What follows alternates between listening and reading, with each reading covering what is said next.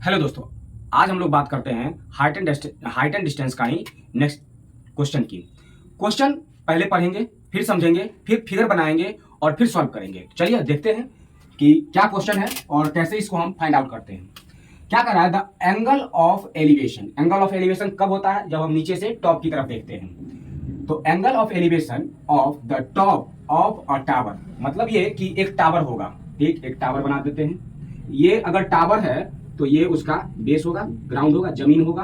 ठीक, tower from a point on the ground, ground के एक पॉइंट से एक टावर बनाया गया है जो कि ग्राउंड के किसी पॉइंट से एंगल ऑफ एलिवेशन बन रहा होगा। मतलब यहां रहा एंगल ऑफ एलिवेशन, नीचे से ऊपर की तरफ देख रहे हैं 30 डिग्री। ठीक, सॉरी 30 डिग्री, हाँ 30 डिग्री ही एंगल बन रहा है। चलिए अब कह क्या रहा है कि टावर कितना ऊंचाई का होगा ये तो बताना ही है। मान लेते हैं कि टावर h ऊंचाई का है और ये टावर का जो फुट है और ग्राउंड का जो पॉइंट जहां से एंगल ऑफ एलिवेशन बना है वो कितने दूरी पर है? तो 30 मीटर अवे है। चलिए एक बार और क्वेश्चन पढ़ते हैं और फिर समझते हैं। The angle of elevation of the top of a tower from a point on the ground. कहा क्या रहा है कि एंगल ऑफ एलिवेशन टावर के फुट से लेना है। मतलब फुट से 30 मीटर की दूरी से अगर देखे टावर के टॉप को तो एंगल बन रहा है 30 डिग्री का, which is 30 metre away from the foot of the tower is 30 degree. Find the height of the tower. Tower की हाइट बताइए। अब बताइए आपके पास बेस है? हाँ है। आपके पास हाइट है? तो नहीं है, हाइट ही तो बताना है।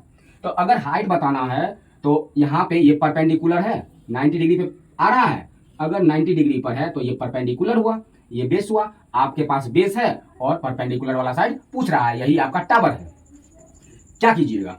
कौन सा ऐसा ट्रिग्नोमेट्री रेशियो है जिसमें बेस भी आता है और परपेंडिकुलर भी आता है? तो हमारे पास ट्रिग्नोमेट्री है रेशियो, वो है 10, जिसमें परपेंडिकुलर भी आता है और बेस भी आता है। तो यहाँ पे अगर नाम लिख लीजिएगा तो बहुत अच्छी रहेगी बात। और यहाँ पे सी कर देते हैं। ए भी क्या है? मेरा टावर है और इसकी हाइट हमने h लेट कर लिया, बहुत बढ़िया। अब बेस है तो BC, बेस है इसका तो BC। अब 10, अब लगाइएगा कितना डिग्री है? एंगल ऑफ एलिवेशन कितना बना है? 30 डिग्री। 30 डिग्री रख दीजिए। 10 30 का वैल्यू याद कीजिए। बिना वैल्यू याद किए हुए इस क्वेश्चन को आप बना नहीं पाइएगा, तो वैल्यू याद करना पड़ेगा। 10 30 का वैल्यू क्या होता है? 1/√3। अब h तो आपको निकालना है। BC आपके पास पहले से दिया हुआ है कितना? 30 मीटर। अब बाय क्रॉस कीजिए, बाय क्रॉस कीजिएगा तो h√3 इक्वल टू 30 आएगा। अब h निकालनी है तो आप 30 अपॉन में √3 कीजिएगा। आंसर अभी भी नहीं मैच करेगा, इसको रेशनलाइज करना पड़ेगा।